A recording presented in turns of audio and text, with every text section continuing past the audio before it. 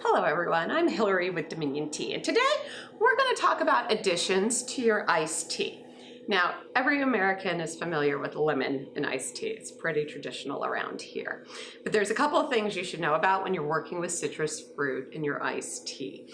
The question is, does it go into the pitcher or does it go into your cup?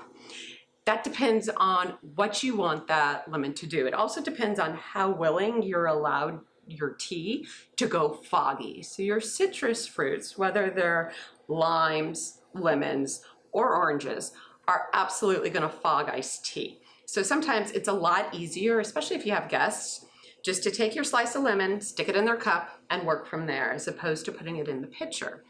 But if you want to put it in the pitcher, let me give you a couple of pointers. First thing with the slices, do round slices, not wedges if you're going into a pitcher, because you can do a really nice trick like they do in some of the restaurants.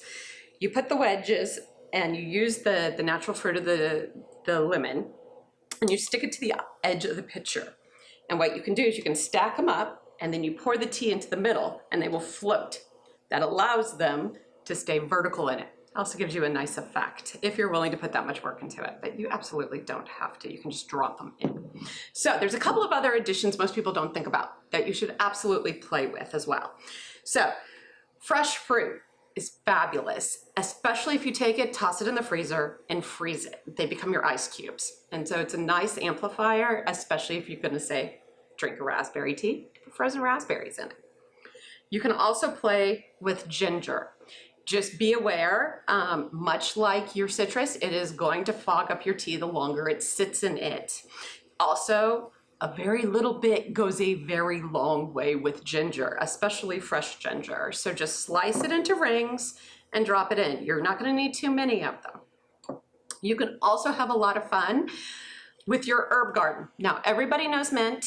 I would also highly recommend rosemary. I know that sounds crazy, but it holds its flavor in a black tea beautifully, as well as basil. A couple of things about dealing with your herbs. You're gonna wanna crush the leaves before you drop it in. Otherwise, the tea is gonna have a little bit harder time mingling with it, and it's gonna float a little bit differently. So easiest way to do that, honestly, your fingers. Just kind of break them up a little bit, then drop in the leaves. You can absolutely drop in the stems as well. Just realize if you're putting it into a pitcher, somebody's gonna eventually pour it out. So you might want to skip that and just take the leaves and put them whole. And last but not least, if you can get your hands on it, it's actually kind of fun. Good old sugar cane. Now, this is a little bit of a trick to deal with at home. This is one of those things where you might want a hacksaw, to be brutally honest with you, and watch your fingers.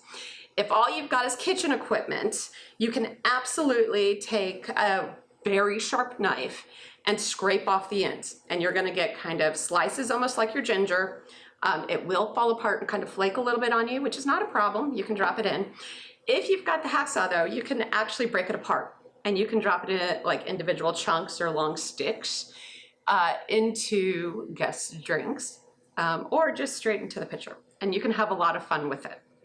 Plus, it's just kind of interesting to look at. So, enjoy your tea. Do keep in mind if you've dropped citrus and all these other additions into it, it's not going to keep as long as it normally would in the refrigerator, so drink up. The cloudiness is okay. What you will find is the fruit will start to degrade very quickly. So you've only got probably a day, maybe two at the most on it, before you're going to find the fruit dissolving in there and your tea just became fruit juice that might have a little bit of tea in it, as opposed to what you really want. So play, enjoy yourself, and stay cool with all the hot weather. We hope you enjoyed learning more about tea with us. Hit the subscribe button so that you can be notified when we add more videos to our channel. And check out the highlighted videos to learn even more about tea.